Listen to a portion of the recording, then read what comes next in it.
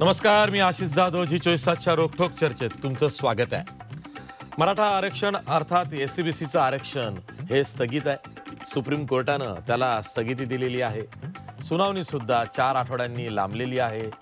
त्यामुळं राज्यातली ठिकठिकाणची प्रवेश प्रक्रिया ही लांबलेली आहे. तसंच नोकर भरती सुद्धा ठप्प आहे. काहींचं असं म्हणणं आहे की मराठा समाजाला न्याय मिळाल्याशिवाय इतर समाजाला मिळणार नाही, अशी भूमिका महाविकास आघाडी सरकारने घेतली आहे का? तशी भूमिका घेतली असेल तर मग हे लोकशाहीला पोषक आहे का? मराठा समाजाच्या विद्यार्थ्यांचं नुकसान होतंय, ठीक आहे, पण त्यासाठी इतर समाजाच्या विद्यार्थ्यांचं नुकसान का? पर्याय उपलब्ध असताना का नाही हे होत? म्हणजे काय पर्याय? काय एससीबीसीच्या आरक्षणाला जोवर स्थगिती आहे तोवर आर्थिकदृष्ट्या दुर्बल घटकांना जे केंद्र सरकारनं 10% आरक्षण दिलेलं आहे ते आरक्षण मराठा समाजाच्या विद्यार्थ्यांना लागू करावं, जेणेकरून राज्यातली जी रखडलेली प्रवेश प्रक्रिया आहे ती तसंच भरती सुद्धा ही सुरू होऊ शकेल. राज्य सरकारनं विचारही केला होता की जोवर एससीबीसीला स्थगिती आहे तोवर ईडब्ल्यूएस अर्थात आर्थिकदृष्ट्या दुर्बल सवर्णांना 10% आरक्षण लागू करावं. त्यासंबंधीचा GR सुद्धा पुन्हा राज्य सरकार काढणारी होतं. पण काही मराठा संघटनांनी आक्षेप घेतला, जर का ईडब्ल्यूएसची सवलत आत्ता लागू केली तर मग एससीबीसीचं जे घोंगडं भिजत पडलेलं आहे सुप्रीम कोर्टात त्या खटल्यावरती त्याचा परिणाम होईल. कदाचित एससीबीसीचं आरक्षण रद्द होईल. त्याचं खापर हे आपण ईडब्ल्यूएस लागू केलं त्यावरती जाईल. झालं म्हणूनच की काय नोकर भरती बंद, म्हणूनच की काय साध्या 11वीचे सुद्धा प्रवेश हे रखडलेले आहेत. कारण यादीमध्ये मागासवर्गीय, सवर्ण, अतिमागासवर्गीय अशी करत ती यादी लागते, म्हणून हा फटका बसलेला आहे. द बॉटम लाईन इज, जर का एससीबीसी आरक्षणाला स्थगिती असेल, ईडब्ल्यूएसचा पर्याय उपलब्ध असेल तर मग ईडब्ल्यूएसच्या पर्यायानं राज्यात पुढे जायला काय हरकत आहे त्यावरच आज आपल्याला चर्चा करायची आहे.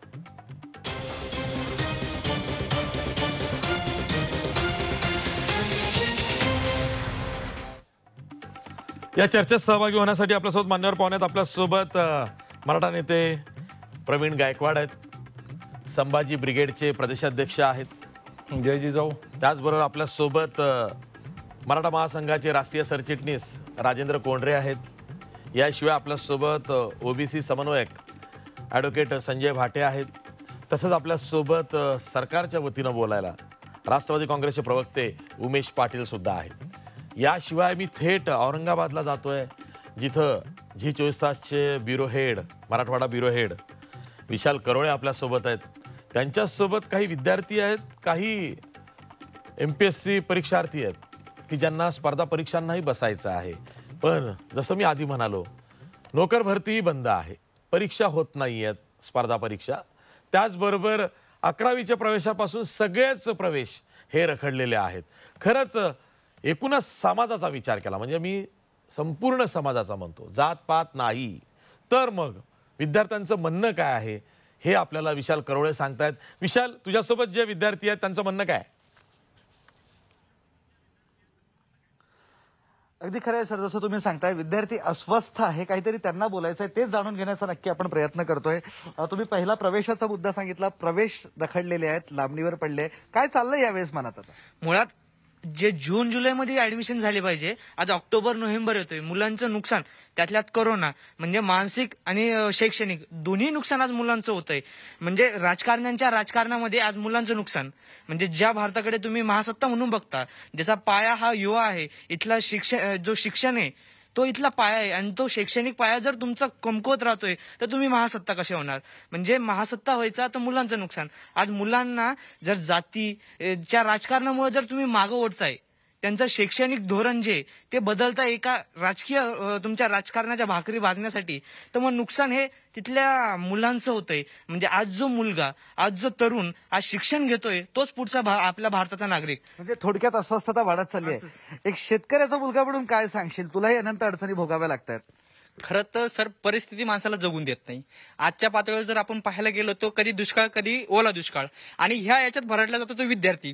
कारण ज्यावेळेस आम्ही शिक्षणासाठी शहरात येतो, शिक्षणासाठी शहरात आल्यानंतर आम्हाला ज्यावेळेस इथल्या आर्थिक परिस्थितीची जाणीव होती की इथं खर्च किती येतो, त्यावेळेस आमच्या वेदना इतक्या बळकवल्या जाते की आम्हाला असं वाटतं की शिक्षण घेणं आमच्यासाठी मोठं फार मोठं हे आव्हान आहे. काय करायचं आम्ही, ह्यावेळेस आम्हाला कोणी साथ देत नाही सर. त्यावेळेस परिस्थितीला मारल्या गेल्यानंतर आम्ही कुठेतरी एक आरक्षणाची भूमिका घेतो, पण आरक्षणात सुद्धा अशा वाटा झालेल्या की तिथं काही मिळत नाही. मग आम्ही पाहायचं कोणाकडे, आम्हाला साध्य गोष्टी करण्यासाठी काहीतरी गरजेचं आहे, त्यासाठी कोणीतरी लक्ष घालणं गरजेचं आहे. त्यासाठी मग आम्हाला कुठेतरी एक वाट काढून द्या आणि आम्हाला आमच्या शिक्षणासाठी एक मोकळी जागा करून द्या. राग अनावर झालाय तुझा मित्र. तू स्पर्धा परीक्षेची तयारी करतोय. खरं तर आता जी एक्झाम होणार होती, जी रद्द झाली, ती तू देणार होतास. काय आता चाललंय, काय कसं नियोजन आहे? सर, मी बीड जिल्ह्यातील तांबाराजूर या गावातून औरंगाबादमध्ये स्पर्धा परीक्षेची तयारी करण्यासाठी आलेलो आहे. आज मराठा आरक्षणावर जी सरकारने मराठा आरक्षणावर स्थगिती लागलेली आहे, त्यामुळे एमपीएससीचे पेपर रखडलेले आहे. एमपीएससीचे पेपर मराठा काही संघटनेची अशी मागणी आहे की जोपर्यंत मराठा आरक्षण मिळणार नाही तोपर्यंत एमपीएससीचे पेपर होणार नाही. पण याच्यामुळे मुलांचे एक वय वाढत चाललेले आहे. सरकारने पण त्याच्यावर लवकरात लवकर मराठा आरक्षणावरची स्थगिती उठवून लवकरात लवकर नोकर भरती करावी. थोडक्यात तुझं नुकसान खूप होत चाललंय. हो, नुकसान खूप होतं, वय वाढत चाललेले सर. या विद्यार्थ्याच्या सुद्धा अनंत अडचणी आहे. जेव्हा या विद्यार्थ्याला म्हणालो, याचे आई वडील अजूनही या क्षणी सुद्धा शेतात काम करत आहेत आणि इथे ज्या समस्याचा डोंगर उभा राहिलाय त्यामुळे हा अस्वस्थ झालाय. तुझं म्हणणं सांग. सर, मी 12 ऑक्टोबरला होणाऱ्या राज्यसेवेच्या परीक्षा देण्यासाठी म्हणून औरंगाबादला आलो आणि त्यासोबतच होणारी 22 नोव्हेंबरची जी कंबाईनची पूर्व परीक्षा आहे त्याचा अभ्यास करता येईल म्हणून. लॉकडाऊनमध्ये काहीच अभ्यास झालेला नाही सर गावाकडे, म्हणून म्हणलं शहरामध्ये राहून 1-2 महिने पूर्व तयारी करता येते, त्यासाठी आलो सर. रूमचा मेसचा एवढा खर्च करून सुद्धा जर परीक्षेच आता पुढे ढकलली तर इथं बसून करायचं काय? एक तर मुळातच सर आर्थिक परिस्थिती कमकुवत आहे. बहीण छोटी आहे सर, तिचं पण डी फार्मसीला ऍडमिशन घ्यायचंय, तर त्याच्यासाठी लागणारं डोनेशन हे जर आता जर आमचं तर मराठा आरक्षण कॅन्सल झालेलं आहे. ओपन मधून घ्यायला त्याची फीस एवढी अमाप आहे सर, परत माझा खर्च आहे. वडिलांना आर्थिक परिस्थिती खूप गरीब असल्यामुळे सर खूप त्रास होतो या गोष्टीचा. आमची इच्छा आहे की सर परीक्षा लवकर व्हावं आणि आम्हाला कुठेतरी काय आरक्षणाचा त्रांगडा आहे ते सोडवावं. मग हा, काय का होईना निर्णय व्हावा. आरक्षण मिळो अथवा न मिळो सर, परीक्षा व्हावी ही सध्याच्या माझ्याकडे. आरक्षण तर गरजेचं आहे माझ्यासाठी. स्पर्धा परीक्षा बघितली, प्रवेशाचा प्रश्न बघितला, काही रिसर्चचे सुद्धा विद्यार्थी आपल्यासोबत आहेत. त्यांचं काय म्हणणं आहे? कारण फटका त्यांना सुद्धा बसतोय. कसा फटका बसतोय तुम्हाला? आता विद्यापीठाची एमफिल आणि पेटची परीक्षा होणार आहे, त्याच्या अंतर्गत विद्यार्थ्यांना संशोधनासाठी संधी मिळतात. पण जर मराठा आरक्षणावर जर आपण अवलंबून राहिलो तर मराठा आरक्षणासाठी 1 वर्ष स्थगिती भेटलेली आहे आणि मराठा आरक्षण इथून पुढे किती दिवस चालेल हे आपण आजही सांगू शकत नाही. न्यायालयीन प्रक्रिया आपल्याला माहित आहे, 5-5, 10-10 वर्ष असेच भिजत पडतात. मग त्या ठिकाणी तुम्ही विद्यार्थ्यांना संशोधनापासून वंचित ठेवणार आहात का? तर त्या ठिकाणी आपण पर्याय म्हणून ईडब्ल्यूएसचा विचार करू शकतो किंवा मराठा समाजासाठी जी सारथी संस्था आहे तिला जास्त फंडिंग करून तुम्ही त्या ठिकाणी मराठा समाजाचा अनुशेष भरून काढू शकता. आज मराठा समाज उच्च शिक्षणामध्ये फक्त 3.5% आहे. हा समाज उच्च शिक्षणात येत नाही कारण त्यांच्याकडे शैक्षणिक इतक्या उच्च शिक्षण घेण्यासाठी आर्थिक त्यांची संपत्ती नसते. तर त्या ठिकाणी तुम्ही विद्यार्थ्यांना मदत करून त्यांच्या फीस भरून काहीतरी वेगळे पर्याय करून तुम्ही फक्त मराठा आरक्षणावर अवलंबून न राहता विद्यार्थ्यांचे प्रवेश सुरू करावे. सर, आपण बघतो प्रवेश प्रक्रियेचा प्रश्न असो की स्पर्धा परीक्षा किंवा रिसर्च फेलोशिप असो, सगळेच विद्यार्थी अडचणीत आहे. काय असेल हे कोडं सोडवा आणि तात्काळ आता विद्यार्थ्यांना सुलभ काहीतरी करा, अशी या सगळ्या विद्यार्थ्यांची मागणी आहे. ठीक आहे, मी ॲडव्होकेट संजय भाटे यांच्याकडे जातोय. ओबीसी समन्वयक आहेत. ॲडव्होकेट संजय भाटे, आज 10वी-12वीचे निकाल लागून बराच काळ लोटलेला आहे. मराठा आरक्षणाला जी स्थगिती मिळालेली आहे, पुन्हा 4 आठवड्यांचा अवधी म्हणजेच पुढच्या सुनावणीला आहे सुप्रीम कोर्टामध्ये, तोवर जर का प्रवेश प्रक्रिया रखडलेली असेल, त्याचबरोबर नोकर भरती ठप्प आहे का, तर मराठा समाजाच्या उमेदवारांना प्राधान्य किंवा त्यांनाही लाभ स्पर्धा परीक्षा किंवा नोकर भरतीचा घेता यावा, ही भूमिका राज्य सरकारची दिसते आहे. तुम्ही याकडे कसं बघताय? मराठा सोडून इतरत्र जे समाज आहेत त्यांची सुद्धा काही ना काही खंत आहे, कारण हा जो फटका आहे हा केवळ मराठा विद्यार्थ्यांनाच बसत नाहीये, तर इतर समाजाच्या विद्यार्थ्यांनाही बसतोय.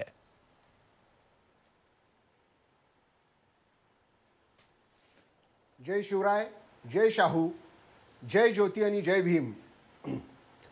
आशिष, हा मराठा समाजाच्या आरक्षणाला जो स्टे बसलेला आहे आणि त्याच्यानंतर स्टे बसल्यानंतर ज्या पद्धतीची मागणी आली की जोपर्यंत हा स्टे उठत नाही तोपर्यंत राज्यात कोणत्याही प्रकारची प्रवेश प्रक्रिया करू नका, कोणत्याही प्रकारची नोकर भरती करू नका, अशा प्रकारची भूमिका काही मराठा नेत्यांनी घेतल्यामुळे आणि त्याला राज्य सरकार शरण गेल्यामुळे जी राज्यात अभूतपूर्व परिस्थिती निर्माण झालेली आहे, मी तर म्हणेन की राज्यामध्ये खऱ्या पद्धतीनं जर कॉन्स्टिट्यूशनल क्रायसिस काय जर निर्माण झाला असेल तर त्याचं उदाहरण म्हणून जर बघायचं असेल तर या राज्य शासनाच्या निर्णयाकडे बघावं लागेल.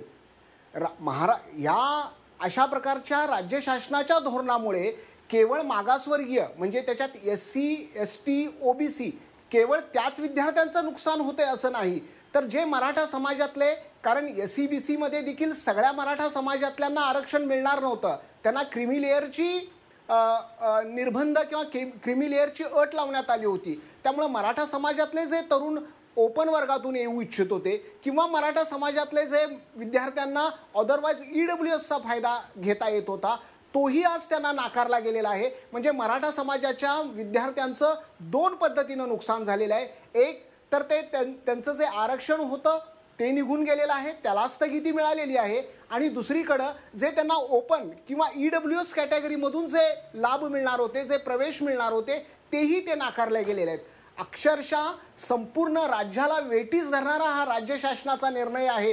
गुड गव्हर्नन्स हा काही प्रकार म्हणून आहे की नाही महाराष्ट्रात अशी शंका यावी असा हा राज्य शासनाचा निर्णय आहे. ठीक आहे. आपल्यासोबत उमेश पाटील आहेत, राष्ट्रवादी काँग्रेसचे प्रवक्ते आहेत.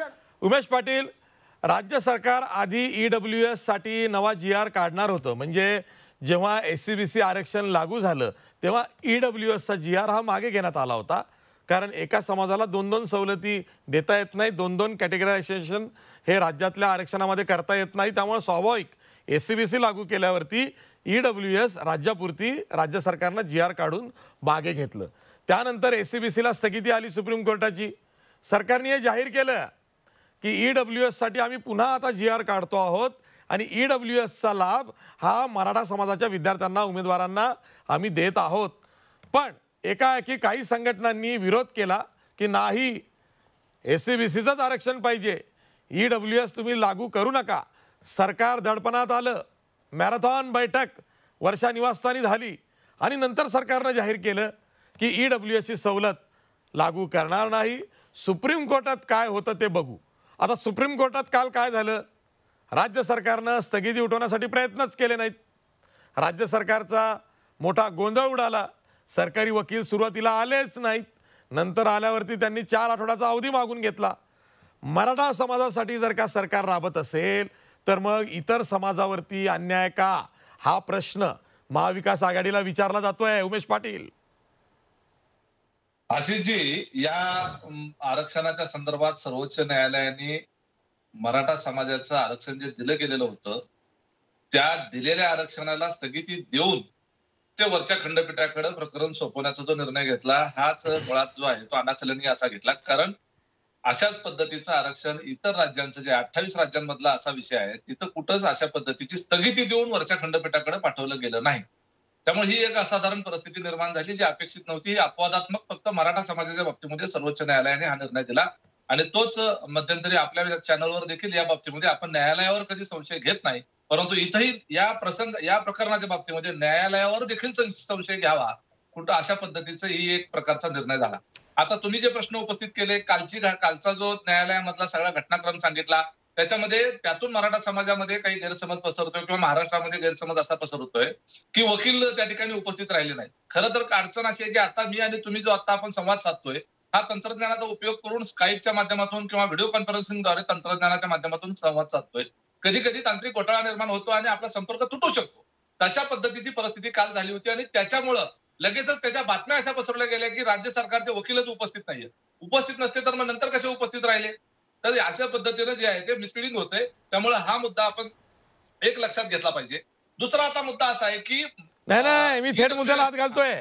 माझा मुद्दाच हा आहे की EWS सरकार आधी लागू करणार होतं, नंतर संघटनांच्या दबावात येऊन सरकारनं निर्णय फिरवला. आता सरकार EWS लागू करणार नाही. थेट मुद्द्यावर हात घातला. बोला. त्याच विषयावर मी बोलतोय की मराठा समाजाला जे SC-BC अंतर्गत म्हणजे सोशली आणि इकॉनॉमिकली बॅकवर्ड हे जे आहे ते आयोगाने त्या संदर्भामध्ये संशोधन करून या महाराष्ट्रामध्ये आयोग स्थापन जो कायद्यानं करायला पाहिजे होता त्याच्यातून हे ठरवलं गेलेलं आहे आणि त्या आधारावर हायकोर्टाने ते आपलं आरक्षण जे आहे ते मान्य केलेलं आहे. सुप्रीम कोर्टाने जे आहे ते अमान्य केलेलं नाही, परंतु स्थगिती दिलेली आहे. आता सुप्रीम कोर्टामध्ये हे प्रकरण आता प्रलंबित आहे अशा परिस्थितीमध्ये जर आपण ईबीसी या ईडब्ल्यूएस हे आरक्षण जर आता महाराष्ट्रामध्ये जीआर काढून म्हणा किंवा त्याच्यामध्ये कायदा वेगळा करून आपण जर लागू केलं तर उद्या सर्वोच्च न्यायालयामध्ये राज्य सरकारची भूमिका आणि एकूणच हे मिळालेलं आरक्षण आहे ते सुद्धा अडचणीत येऊ शकतं. त्यामुळे हे न्यायालयीन प्रक्रियेचा एक विषय आहे. या तांत्रिक दृष्ट्या किंवा कायदेशीर दृष्ट्या पुन्हा एकदा मराठा समाज जो आहे धड हे पण नाही धड ते पण नाही असा अडचणीत यायची शक्यता निर्माण होऊ शकते. याच्या बाबतीमध्ये माझ्यापेक्षा जास्त कायदेतज्ञ जास्त त्याच्या बाबतीमध्ये जास्त खरं तर बोलू शकतात. परंतु राज्य सरकार हा बॅलन्सित विचार करून चालत असतं शासनाला. दुसरी गोष्ट अशी आहे की या मध्यंतरी आलेल्या स्थगितीमुळं आपलं म्हणणं बरोबर आहे की संघटनांची मागणी अशी होती की सगळ्या परीक्षा पुढे ढकला, सगळ्या पद्धतीच्या नोकर भरती पुढे ढकला. त्याच्यामुळे जे आम्हाला लाभ मिळणार होता त्या लाभापासून आता आम्ही वंचित राहणार आहोत. मग जर सुप्रीम कोर्टाने जे आता स्थगिती दिली आहे ती स्थगिती उठवली पुढच्या महिन्याभरामध्ये तर निश्चितपणे याच्यामध्ये जे भरती नोकर भरती असेल किंवा ऍडमिशन्स असतील याच्या बाबतीमध्ये काही लोकांवर जो आता अन्याय होणार आहे तो होऊ नये ही अशी परिस्थिती निर्माण होऊ शकते. आता इतर समाजाच्या विद्यार्थ्यांवर म्हणा किंवा इतर समाजाच्या जे आता परीक्षा देणारे असतील किंवा नोकर भरतीच्या बाबतीत असतील त्याच्या बाबतीमध्ये डिले होतोय, अन्याय होत नाहीये, तो उशीर होतोय, आजच्या ऐवजी उद्या होणार आहे. परंतु जर आता आपण त्या सगळ्या परीक्षा घेतल्या किंवा आता आपण जर सगळ्या ऍडमिशनच्या बाबतीमध्ये काही मार्ग काढू शकलो तर निश्चितपणे त्या सगळ्या समाज घटकांना यातून न्याय मिळू शकतो. ही जी एक अडचणीत एक अपवादात्मक परिस्थिती निर्माण झाली अशी लक्षात घ्या. राज्य सरकारची सुद्धा कसरत आहे याच्यामध्ये. एका बाजूला न्यायालय आहे, दुसऱ्या बाजूला आज महाराष्ट्रात कोरोनाची परिस्थिती आहे. उमेश पाटील, राज्य सरकारकडे जसं मराठा समाजासाठी प्लॅन बी पण रेडी आहे तसाच प्लॅन बी इतर समाजासाठी का नाहीये? इतर समाज किंवा मराठा समाज असं राज्य शासन कुठलंच राज्य शासन हे एखाद्या समाजाकडे म्हणून बघून चालत नसतं. मराठा समाजाच्या संदर्भामध्ये या राज्यामध्ये ऐतिहासिक अशा स्वरूपाचे 58 लाखोचे मेळावे निघले, 46 लोकांचं त्याच्यामध्ये हुतात्मा झालेले आहेत. ही अशा पद्धतीची एक ऐतिहासिक घटना अशी लक्षात घ्या. हे साधारण परिस्थितीमध्ये झालेलं नाहीये. ठीक आहे उमेश पाटील. आपल्यासोबत राजेंद्र कोंढरे आहेत, मराठा महासंघाचे राष्ट्रीय समन्वयक आहेत, राष्ट्रीय सरचिटणीस आहेत. एवढंच नाही तर या आरक्षणाच्या प्रश्नावरती बऱ्याच वर्षांपासून काम करतायत. राजेंद्र कोंढरे, काही संघटनांचा जो राज्य सरकारवर दबाव आला की एससीबीसीला स्थगिती आहे तोवर ईडब्ल्यूएसची सवलत लागू करू नका, त्यामध्ये तुम्ही सुद्धा आहात, हे काही लपून नाही. संघटनांचा दबाव आल्यावरती सरकार झुकतं हे तुम्ही दाखवून दिलेलं आहे. राजेंद्र कोंढरे, दबाव वगैरे काही नव्हता. तो जो GR आहे ईडब्ल्यूएसच्या बाबतीतला, ईडब्ल्यूएसमध्ये महाराष्ट्रामध्ये मराठा आरक्षण लागू झाल्यानंतर सर्टिफिकेट ईडब्ल्यूएसची बंद होती. किंबहुना केंद्र सरकारच्या सेवेसाठी सुरू करण्यासाठी माझ्याच पत्रावरती सुरू केलेला आहे तो हा GR आहे. प्रश्न असा आहे आशिषजी की राज्यामध्ये एससीबीसी जे आरक्षण आहे हे एससीबीसी आरक्षण 15/4 आणि 16/4 खाली दिलेलं आरक्षण आहे. हे आरक्षण देताना राज्य मागासवर्ग आयोग जो इंदिरा साहनीच्या जजमेंटप्रमाणे स्थापन झाला आहे त्याची शिफारस आम्हाला 25 वर्षांनी मिळाली. लक्षात घ्या, त्या शिफारशीला राज्य विधिमंडळाने मान्यता दिली, उच्च न्यायालयाने मान्यता दिली आणि अशा 3 स्टेज आम्ही पुढे गेलोय. सर्वोच्च न्यायालयाची फक्त इंटरिम ऑर्डरमध्ये स्टे दिल्यामुळं ही सगळी प्रक्रिया उलटी फिरवून जे कॉन्स्टिट्यूशनमध्ये गव्हर्नमेंट ऑफ इंडियाने नोटिफिकेशन काढले त्या नोटिफिकेशनचा अर्थच असा आहे की जे घटक सोशली एज्युकेशनली बॅकवर्ड नाही अशा घटकासाठी ईडब्ल्यूएस आरक्षण हे लक्षात घ्या. मग आता लिगल पोझिशन अशी तयार झालेली आहे की जर सुप्रीम कोर्टाच्या स्टेनी आमचं सोशली आणि एज्युकेशनल बॅकवर्डनेसचं जे स्टेटस आहे ते स्टेटस जर अद्याप सुप्रीम कोर्टने खारिज केलेलं नसताना आज जे कॉन्स्टिट्यूशनमध्ये गव्हर्नमेंट ऑफ इंडियाने जो OM काढला त्या OM प्रमाणे जर आरक्षण स्वीकारलं तर सुप्रीम कोर्टमध्ये त्याच्यामध्ये घटनात्मक दृष्ट्या काही मोठ्या अडचणी तयार होऊ शकतात. दुसरा भागाशी उमेश पाटलांना माझा या ठिकाणी निरोप आणि सगळ्या विद्यार्थ्यांना सांगतोय की या राज्य सरकारच्या 90% ज्या सीट्स आहेत इंजिनिअरिंग पासून सगळ्या ह्या जवळपास इंटेक 70%च्या वर भरला जात नाही. जो प्रश्न आहे तो मेडिकल ठराविक इंजिनिअरिंग कॉलेज आणि 11वीची ठराविक कॉलेजेस, ह्या 11वीच्या कॉलेजला आज राज्य सरकार 3 तासामध्ये सुपरन्युमररी पोस्ट तयार करून त्या अतिरिक्त जागा निर्माण करून 11वीचा प्रश्न 3 तासात सोडू शकतो. मी सांगतो तुम्हाला, आणि असा निर्णय वेळोवेळी पूर्वी घेतलेला आहे. दुसरा प्रश्न काय आहे की ज्या इंजिनिअरिंग कॉलेजमध्ये मोठ्या इंटेकला ब्रँचला मागणी आहे त्याच्यासाठी AICTEला प्रस्ताव पाठवा, ती मंजूर होईल. राहिला प्रश्न मेडिकल काउन्सिलचा जो आहे तो जर सुटत नसेल तर मागच्या राज्य सरकारने जो फॉर्म्युला वापरला होता की ज्यांना प्रायव्हेट कॉलेज मिळेल त्यांना प्रायव्हेट कॉलेज आणि सरकारी कॉलेजमधल्या फीचा जो गॅप आहे त्या 8 लाखाच्या आतल्या विद्यार्थ्यांना पैसे द्या. आज विद्यार्थ्यांचा प्रश्न सुटतोय ना, पण त्याच्यावर कोणत्याही प्रकारचा ठाम निर्णय न घेता राज्य सरकार आणि इतर जी काही माध्यमं आहेत हे सगळा ठपका मराठा आरक्षणावर लागतायत. आणि आज मी तुम्हाला दुसरा गौप्यस्फोट करतो. आत्ता मगाशी सगळे लोक म्हणतात की हे सगळं मराठ्यांसाठी, अजिबात चाललेलं नाही. 25/5/2004 ह्या राज्य सरकारने जो GR काढला तो 2001चा जो सुशीलकुमार शिंदे साहेब विलासराव देशमुख असताना ऍक्ट केला.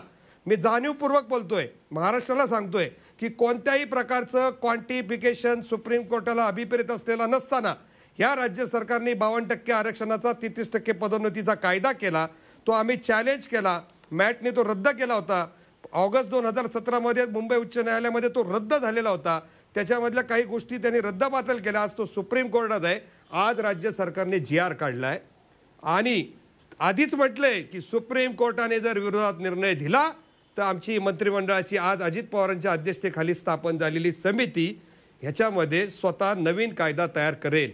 मग मराठा समाजाचा हा 16 वर्षाच्या लोकांना आमच्या पदोन्नती मिळत नाही, ओबीसींना पदोन्नती मिळत नाही, त्याच्या बाबतीत एक न्याय. आणि आत्ता परवा जो स्टे झाला, वर्षा गायकवाड स्टेची ऑर्डर यायच्या आधी शिक्षण मंत्री लगेच ऑर्डर काढून मोकळे होतात. हा संबंध मराठा आरक्षणाची प्रोसेस लटकून टाकायची, न्यायालयीन गुंता तयार करायचा आणि EWS कडे जाण्यासाठी भाग पाडायचा. हे EWS घेतल्यानंतर भविष्यामध्ये मराठा समाजाला SC-BCचं आरक्षण मिळू नये आणि ज्या चोऱ्या आरक्षणामध्ये 25 वर्षात झाल्या त्या लपवण्याच्या दृष्टीने हा माझा आरोप आहे. ठीक आहे. आपल्यासोबत प्रवीण गायकवाड आहेत, मराठा नेते आहेत. त्यांची भूमिका सध्या राज्यभर गाजते आहे की SC-BC आरक्षणाचा लढा देऊन झालेला आहे. SC-BCचं आरक्षण सुप्रीम कोर्टात टिकेल नाही टिकेल, जे आहे ते आपण का सोडतोय. म्हणजेच EWSचं आरक्षण राज्यात जर का मराठा समाजाला लागू करता येत असेल तर ते लागू केलंच पाहिजे, अशी त्यांची भूमिका आहे. प्रवीण गायकवाड, ही भूमिका तुम्ही एकटेच का मांडताय आणि तुमच्या भूमिकेला अजूनही कोणी असा दुजोरा सुद्धा देत नाहीये की होय SC-BC नकोय, EWSचं आम्हाला द्या. सर्वांना अधिकृतपणे मागास व्हायचं आहे मराठा समाजातल्या. तुम्ही सांगताय की आर्थिकदृष्ट्या दुर्बल म्हणून घ्या, मराठा समाज म्हणतोय नाही आम्ही मागास आहोत, आम्हाला मागासलं म्हणूनच SC-BC द्या.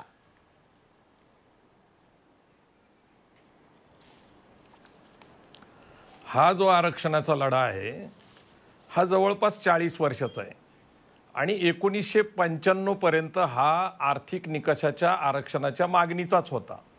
95ला राज्यस्तरीय खत्रिय आयोग स्थापन झालं आणि तिथून पुढं OBCची मराठा कुणबी हे एकच असल्यामुळं मागणी झाली. हे मी वेळोवेळी सांगितलेलं आहे.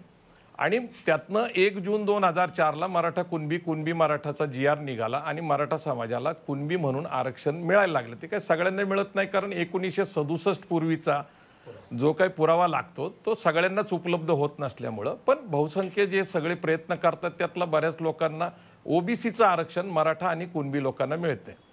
आता SC-BC काय आहे तर ते सोशल एज्युकेशनली बॅकवर्ड क्लास आहे. म्हणजे घटनेमध्ये जर तुम्ही गेला तर 340व कलम म्हणतं की शैक्षणिक आणि सामाजिक दृष्ट्या मागासलेला हे त्याचं नाव आहे. जसं आपण BC म्हणतो तसं OBC म्हणतो. पण BC म्हणजे कोण तर schedule caste and schedule tribes आणि OBC कोण तर SCEB म्हणजे मराठा समाजाला जो वर्ग नवीन निर्माण करून दिलेला आहे तो आहे SC-BC. OBC असं नाहीये, कुठंच घटनात्मक तरतुदी नाहीये, कायद्यात सुद्धा नाहीये. SC-BC अ आणि SC-BC ब असं म्हणावं लागेल. तर SC-BC अ राज्यस्तरावर 19% आहेत आणि त्यांचं बाकीचं सगळं जर धरलं एकत्रित 4 वर्ग तर ते 27% होतात आणि देशात 27% असं आपण मानतो. म्हणजे काय की SC-BC ब जो आहे तो 50%च्या वर गेलेला आहे.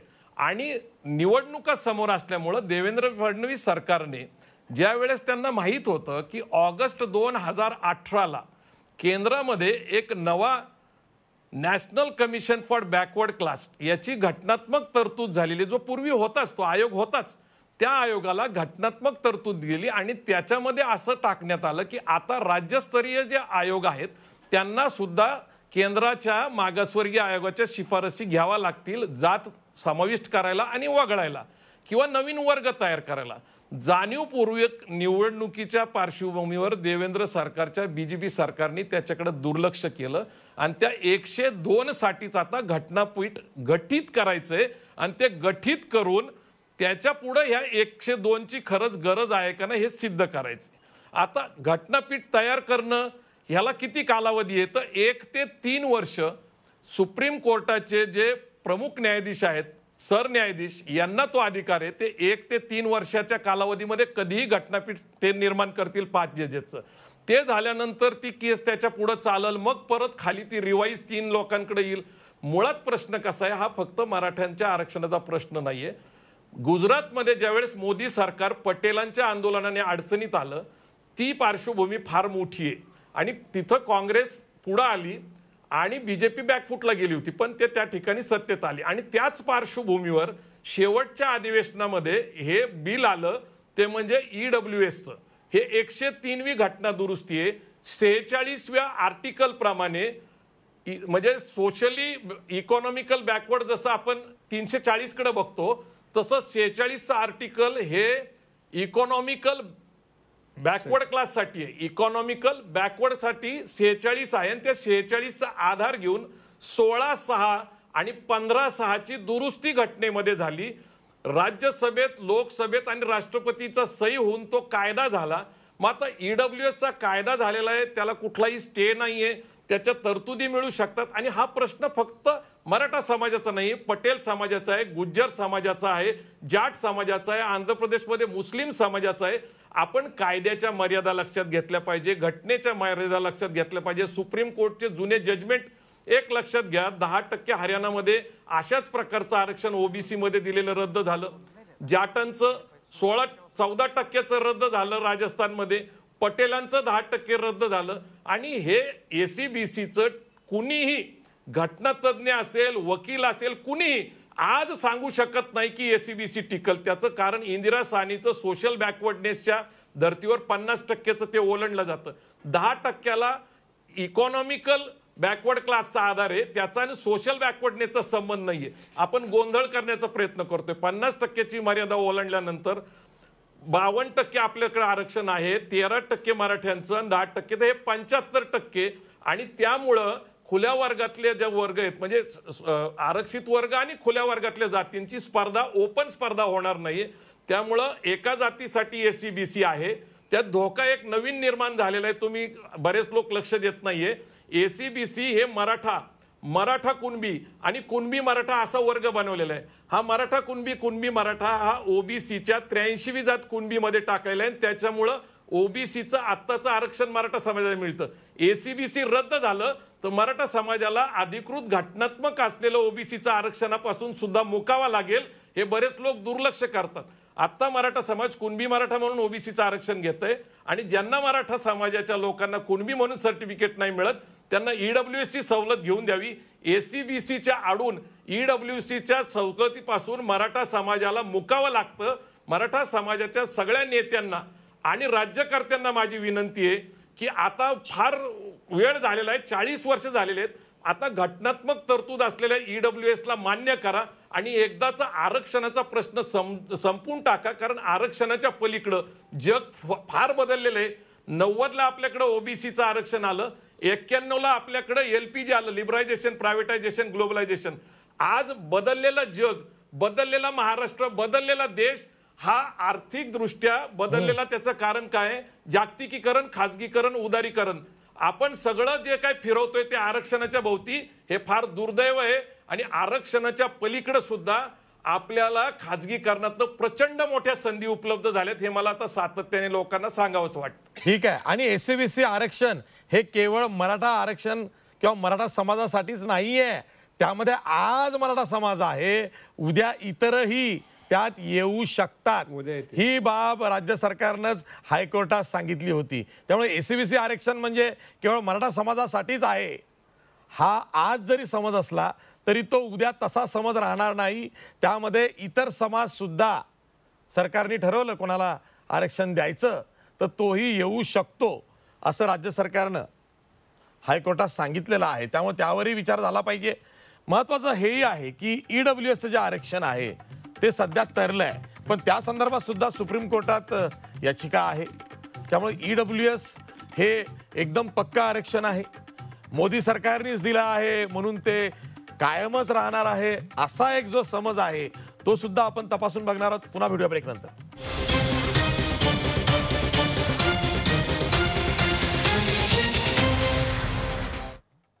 ब्रेक नंतर पुन्हा तुमचं स्वागत. मी थेट जातोय राजेंद्र कोंढरे यांच्याकडे. राजेंद्र कोंढरे, ईडब्ल्यूएसचं जे आरक्षण आहे ते आता निर्विवाद चालणार आहे, कारण ते मोदी सरकारने दिलेलं आहे, घटना दुरुस्ती संसदेत करून दिलेलं आहे. त्यामुळे ते आर्थिक निकषावर जरी असलं तरी ते घटनेच्याच अनुषंगानं टिकणारं आहे. हा समज आहे की गैरसमज आहे? याला सुप्रीम कोर्टात चॅलेंज होऊ शकतं की नाही? काय नेमकं? हे सुप्रीम कोर्टात ऑलरेडी जनहित केसमध्ये हे चॅलेंज झालेलं आहे. मात्र ह्या कायद्याला स्थगिती न देता हे खंडपीठाकडे पाठवलेलं आहे. ह्याच्यातला बेसिक इश्यू काय आहे की इंदिरा साहनीच्या जजमेंटमध्ये त्यावेळेस आर्थिक निकषावरच्या आरक्षणाला विरोध झाला आणि ते रद्द झालं 91 सालच्या गोष्टीत. आता परिस्थिती अशी आहे की घटनेमध्ये 15(4) आणि 16(4)चं जे आरक्षण आहे हे जे जात आणि कास्ट आणि प्लस क्लास बेस रिझर्वेशन आहे, हे रिझर्वेशनमध्ये सामाजिक आणि शैक्षणिक मागासलेपणाला जवळपास 90% भर दिलेला आहे आणि आर्थिक निकषाला फार अल्प आहे. त्यामुळे जो सोशली आणि एज्युकेशनली बॅकवर्ड आहे तो आरक्षणाला पात्र आहे अशा प्रकारची भूमिका वेळोवेळी न्यायालयाने घेतली, घटनेने ती घेतली आणि संसदेने घेतली. आता घटनेच्या बेसिक स्ट्रक्चरच्या विरोधात एखादी घटना दुरुस्ती जरी सरकारने केली तरी ती न्यायालय स्वतःच्या निरीक्षणाखाली आणून त्याच्यामध्ये दुरुस्ती सुचवू शकतं. त्यामुळे आज रोजी एसीबीसी चॅलेंज झालेलं आहे ते सुप्रीम कोर्टात आहे. ते चॅलेंज झालं म्हणून आम्ही दुसरं चॅलेंज झालेल्या घरामध्ये जर आज उडी मारली तर आमचा जो मूळ हक्क आम्ही ज्या जागेवर सांगितलेला आहे, ज्याच्यामध्ये आरक्षणाच्या मोठ्या टक्केवारीची चोरी झालेली आहे, ती लपवली जाते आणि अन्यथा आम्हाला ह्या ठिकाणी पाठवलं जाते. त्यामुळं ईडब्ल्यूएसचं आरक्षण सुद्धा सुप्रीम कोर्टाच्या निगराणीखाली त्याची वैधता तपासली जाणार आहे. त्याचा अंतिम निर्णय यायला काही कालावधी लागणार आहे. तो कालावधी येईपर्यंत एसीबीसीचा जर स्टे वेकट झाला तर आमचा मार्ग रिकामा होतो आणि तो स्टे वेकट करण्याच्या दृष्टीने काही अडचणी विशिष्ट लोक विशिष्ट पद्धतीने तयार करतात, त्या कृपा करून कोणी होऊ नये, कारण ह्याच्यात महाराष्ट्राचं सामाजिक स्वास्थ्य दडलेलं आहे. हा निर्णय राज्य शासनाने कुशलतेने जर सोडवला नाही तर भविष्यामध्ये OBC versus Maratha, Maratha versus EWS असं वेगळंच रांगडं राज्यामध्ये ताट कमी आणि मागणारे जास्त अशी परिस्थिती गंभीरपणे होऊ शकते. त्यामुळे राज्य शासनाने स्टे वेकट करणं आणि मराठा समाजाला लवकरात लवकर न्याय देण्याच्या दृष्टीने प्रयत्न करणं एवढंच आता राज्य सरकारच्या हातामध्ये आहे. ठीक आहे, आपल्यासोबत ॲडव्होकेट संजय भाटे आहेत. ॲडव्होकेट संजय भाटे, राज्यघटनेचा जर का विचार केला तर सामाजिक आरक्षण देता येत, पण आर्थिक निकषावरती ईडब्ल्यूएस अर्थात इकॉनॉमिकली विकर सेक्शनसाठी, आर्थिकदृष्ट्या दुर्बल घटकासाठी म्हणजे सवर्णांसाठी आर्थिकदृष्ट्या दुर्बल 10% आरक्षण मोदी सरकारने निवडणुकीच्या आधी घटना दुरुस्ती करून संसदेमध्ये दिलं. त्याला ओबीसी नेते का आव्हान देऊ शकले नाहीत? तिथे राज्यघटनेचं जे तत्व आहे सामाजिक आरक्षणाचं त्याचा विसर पडला असं का सांगता आलं नाही? मराठा आरक्षणाला विरोध आहे पण मग ईडब्ल्यूएसला विरोध का नाही?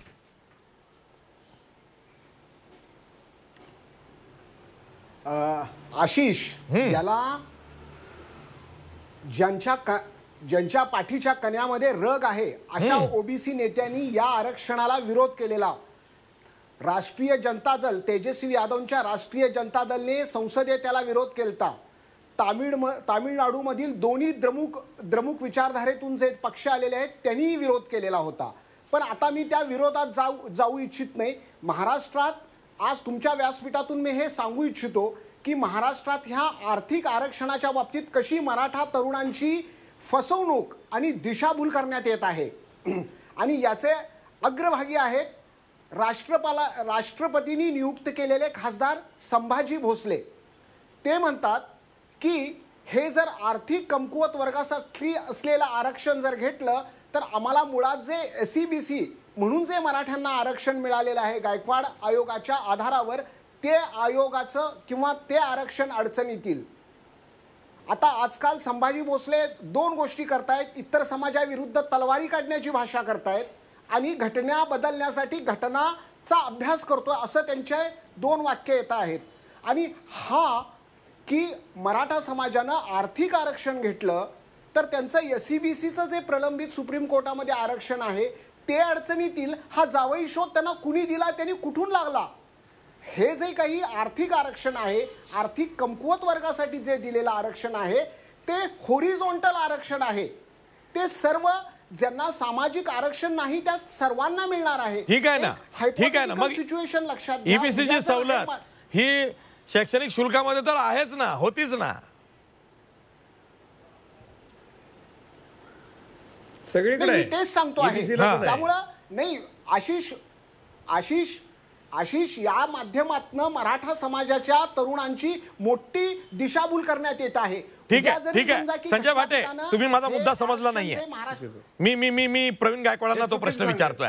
प्रवीण गायकवाड, जेव्हा तुम्ही हा आग्रह धरताय की EWS ची सवलत लागू करा, ती घ्या, तुम्ही हे का विसरता की उद्या समजा सुप्रीम कोर्टानं असं केलं की नाही, मराठा समाज मागासलेला आहे, गायकवाड आयोगामुळे तो सामाजिकदृष्ट्या मागासलेला झाला आहे आणि तो मागासलेला आहे म्हणून त्यांना OBC मध्ये टाका, तर मग राजकीय आरक्षण मराठा समाजाला मिळतं. तुम्ही हे कसं विसरताय? नाही, मराठा समाजाला मराठा कुणबी मराठा म्हणून OBCचं सगळं आरक्षण मिळतंय. SCBC हा जो 50% वर वर्ग आहे त्याला कायदेशीर अडचणी आहेत. त्या इंदिरा साहनी विरुद्ध भारत सरकारच्या सोशल रिझर्वेशनच्या संबंधाने तो आहे. आणि मला एक गोष्ट स्पष्ट कळते की राजकारणामध्ये मराठा समाजाचं प्रतिनिधित्व भरपूर आहे आणि म्हणूनच आपण SCBC मध्ये फक्त नोकरी आणि शिक्षण याच्यासाठीच आरक्षण मागितलंय आणि ती मागणी राजकीय आरक्षणाची स्वतःच नाकारलेली आपण. मग ती नाकारल्यानंतर परत राजकीय फायद्यासाठी हे करणं मला काही सध्या बरोबर दिसत नाही. आणि EWSचं जे मी सांगतोय ते 46च्या आर्टिकलमध्ये जर तुम्ही गेला तर त्याच्यामध्ये आर्थिकदृष्ट्या दुर्बल घटकासाठी अशा प्रकारच्या योजना करण्याची तरतूद आहे.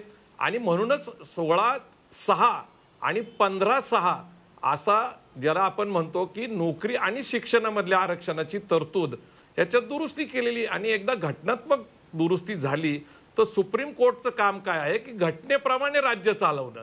घटना दुरुस्तीचं काम हे सुप्रीम कोर्टाचं नाहीये. आणि आपलं जे कॉन्स्टिट्यूशनचं मेन ढाचाच आहे जे आता राजेंद्र कोंडरे साहेब म्हटले, तर आपण नीट लक्षात घेतलं पाहिजे व्हॉट इज आवर कॉन्स्टिट्यूशनल हे राईट्स.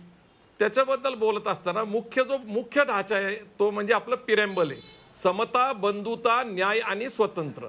आपल्याला जर समता निर्माण करायची असेल तर अफॉर्मेटिव्ह ऍक्शन फक्त सोशल बॅकवर्ड साठीच केली पाहिजे का, असं कुठंच लिहिलेलं नाहीये. तर इकॉनॉमिकल बॅकवर्ड साठी सुद्धा तुम्हाला तशा प्रकारे करता येईल, कारण आपल्याला इक्वेलिटी हा आपला उद्देश. ठीक आहे, ठीक आहे. राजेंद्र कोंडरे, मला याच्या पुढे जाऊन प्रश्न विचारायचा आहे.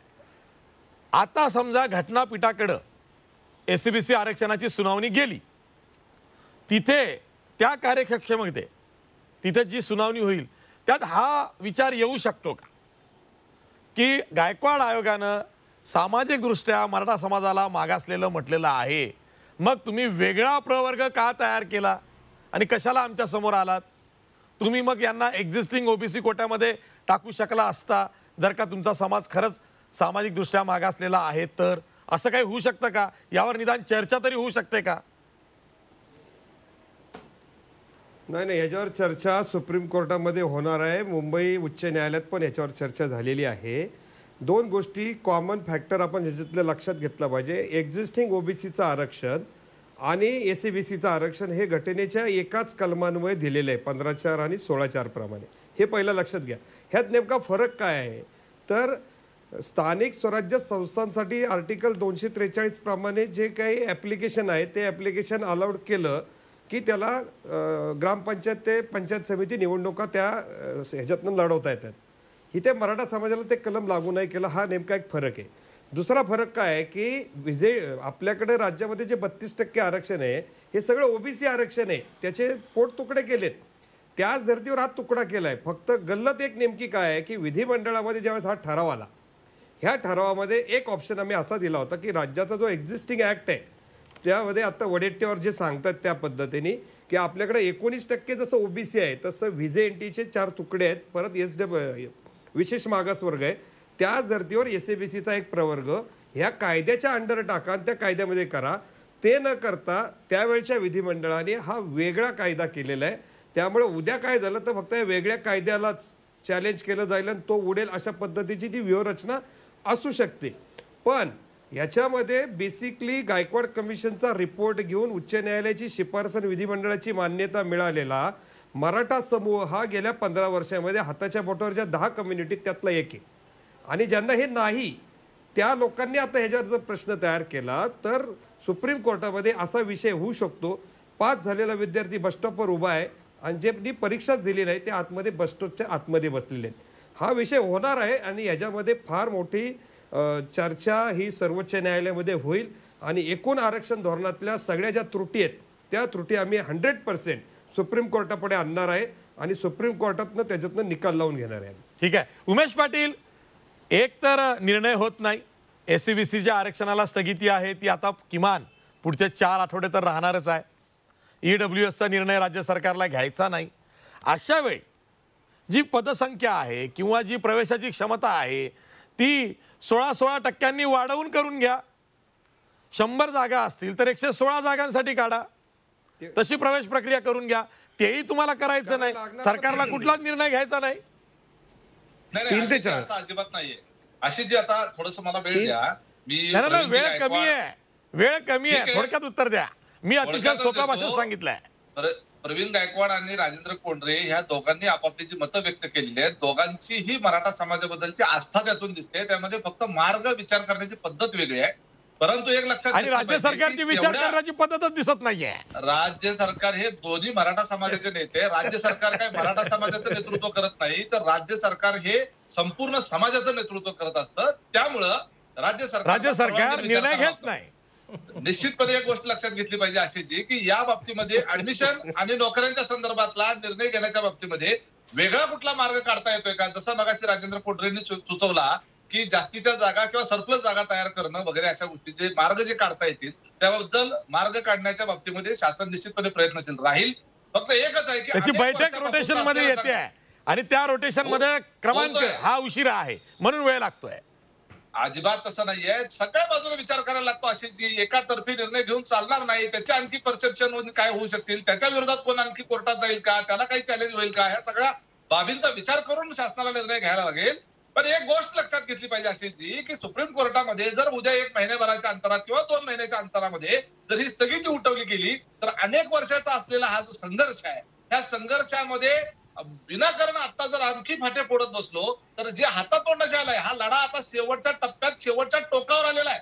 त्यामुळे या शेवटच्या टोकावर जाऊन आपण जर तिथं कच खाल्ली तर फार मोठं नुकसान या समाजाचं होऊ शकतं. आणि म्हणूनच राज्य सरकार द्विधा मनस्थिती आहे की शेवटच्या टप्प्यावरती शेवटच्या टोकावरती आपण उभे आहोत आणि इथं जर का टकमक झालं तर आपलाच घात होईल म्हणून राज्य सरकार संभ्रमात आहे. हीच बॉटम लाईन आहे. म्हणूनच कुठला निर्णय होत नाहीये. विशाल करोळे, वेळ संपलेला आहे. एक स्वाभाविक प्रतिक्रिया नेमकी एखाद्या विद्यार्थ्याची काय आहे, काय झालं पाहिजे, कारण मार्ग निघाला पाहिजे. अगदी खरं आहे. एकच प्रश्न आहे की आता काय झालं पाहिजे आणि कसा मार्ग निघावा येतो सर आता सध्याची स्थिती मुलांची अशी झाली आहे, जगावं की मरावं. कारण की शैक्षणिक धोरणे आणि या सगळ्या राजकारणामुळे मुलांना आत्महत्येशिवाय दुसरा पर्याय सुचना नाही सर. परिस्थिती अशी झाली आहे, मुलांची आर्थिक परिस्थिती इतकी बिकट झाली सर, मुलांना अक्षरशः राहण्यासाठी, खाण्यासाठी आणि त्याच्यानंतर बुक खरेदी करण्यासाठी सुद्धा पैसे राहिलेले नाही सर. आणि हे दुष्काळाची परिस्थिती आहे, करोनाचं एवढं मोठं संकट झालं सर. मुलांनी नेमकी कसं शिक्षण दुरापस्त होत आहे सर. बघतोय आपण की शिक्षण मिळणं हे दुरापस्त होत चाललंय, त्या अडचणी वाढत चालल्या आणि त्यामुळे विद्यार्थी पूर्णतः हतबल झालेला आहे, उद्ध्वस्त झालाय. काहीही करा आणि हे सगळं सोडवा असंच म्हणणं त्याचं आहे. ठीक आहे, काहीही करा आणि यातून सोडवा, पण सोडवताना गुंतागुंत इतकी झालेली आहे की एक एक पदर काढताना पुढं आणखी गुंता होत चाललेला आहे आणि गुंतागुंतीचं सगळं प्रकरण हे बनलेलं आहे. इथेच थांबतोय. सर्व मान्यवर पाहुण्यांचे आभार मानतो. पाहत राहा झी 24 तास. रहा एक पाऊल पुढे.